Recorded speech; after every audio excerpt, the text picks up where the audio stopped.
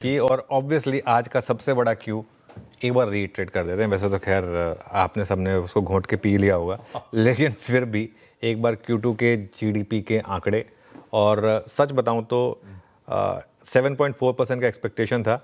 मैं एक्सपेक्ट कर रहा था कि 7.8 से तो ज़्यादा ही आएगा, जो पिछले क्वार्टर में आया था उससे वो थोड़ा और बढ़कर आ गया 8.2%। 8.2% ईयर ऑन ईयर, और अगर आप क्वार्टर ऑन क्वार्टर कंपेयर करेंगे तो 7.8 से बढ़कर 8.2%। तो दोनों क्वार्टर की एवरेज कितनी हो गई? 8%, सिंपल अरिथमेटिक का। लेकिन उसके बाद के आप इंटरनल्स देखिए, मैन्युफैक्चरिंग ग्रोथ 2.2% से बढ़कर 9.1%, इंडस्ट्रीज 3.8% से बढ़कर 7.7%, और सर्विसेज 7.2% से बढ़कर 9.2%। मुझे याद नहीं लास्ट क्वार्टर कब था जब मैन्युफैक्चरिंग और सर्विसेज दोनों 9% प्लस ग्रो करें। मतलब एक next level of growth, firing on all cylinders, on all engines. Finance and real estate 7.2% से बढ़कर 10.2%। सिर्फ एक एग्री है जहाँ पर थोड़ी सी एक अभी भी शायद थोड़ा सा दिक्कत का मामला है, 4.1% से घटकर 3.5%। अच्छा, अब इसमें इशू एक आएगा, लेकिन आशीष इसमें इशू यह आएगा कि क्या इसका मतलब होगा नो रेट कट। अब क्या होता है कि कई बार आप चाहते हैं कि नंबर अच्छा तो आए, लेकिन इतना अच्छा ना आए कि क्वेश्चन मार्क उठ जाए। हाँ, कोई हो जाए कि यार अब तो हम रेट कट नहीं कर सकते। लेकिन Q2 में 8.2% और Q1 में 7.8%। इसका मतलब H1 का GDP हो गया हमारा 8%। सिंपल, बहुत सिंपल।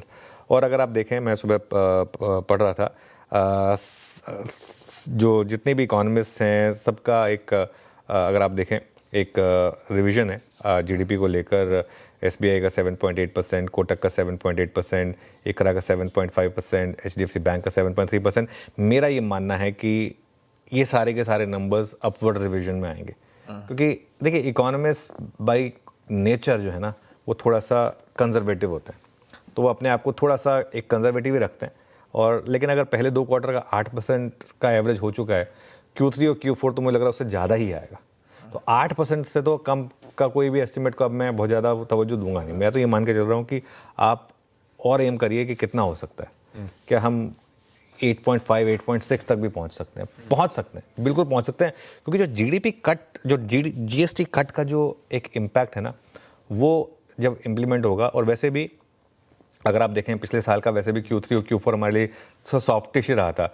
इसमें बस एक इशू ये आएगा कि ये पूरा का पूरा जो है, जो अर्निंग्स में ट्रांसलेट होगा कि नहीं होगा, क्योंकि वो हमारी एक दिक्कत रही है। और वहाँ पर अभी भी बहुत लोगों को लग रहा है कि इफ्स एंड बट्स हैं कि वो अर्निंग्स में ट्रांसलेट होगा या नहीं होगा। और एक और सवाल यहाँ उठेगा कि इस माहौल में RBI रेट कट को कैसे डिफेंड करेगा, क्योंकि इतनी स्ट्रांग इकोनॉमी में रेट कट आप क्यों करते हैं? क्योंकि आपको ग्रोथ को पुश देना होता है कि भाई ग्रोथ थोड़ी सी स्लो हो रही है, आपको उसको पुश देना होता है। लेकिन जो गवर्नर साहब के पास और जो MPC के पास एक कंफर्ट है ना, वो ये है कि inflation already multi quarter, multi year, multi decade low पर है। साथ ही क्रूड प्राइसेस अभी भी $62-63 पर ही हैं। तो हमारे पास कुछ ऐसा कोई बहुत ज़्यादा दिक्कत नहीं है। और क्या होता है ना, एक टर्म यूज़ करते हैं कि गो फॉर द जैगुलर। जब मतलब एक होता है ना कि आप एक जब लग रहा है आपको कि इस समय, जिसे कहते हैं ना कि लोहा गर्म है, अभी हथौड़ा मारने की ज़रूरत है आपको, तो इस समय ऑल गन्स ब्लेजिंग शायद करने की ज़रूरत है। सरकार और RBI दोनों एक पेज पर हैं और दोनों कोशिश कर रहे हैं कि इस समय मार्केट को एक बहुत स्ट्रांग पुश दिया जाए।